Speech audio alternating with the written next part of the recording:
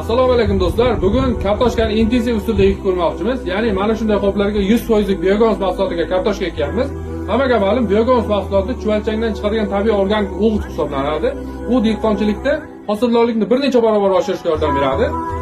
Agar sizga mana shu biogaz mahsulotiga ekilgan kartoshka qiziq bo'ladigan bo'lsa, bizning kanalga obuna bo'lib qo'ying va biz sizga mana shu qoplardan har biridan necha kilodan kartoshka chiqishi va bunga qanaqa ishlar qilinishini sizga doimo ko'rsatib boramiz.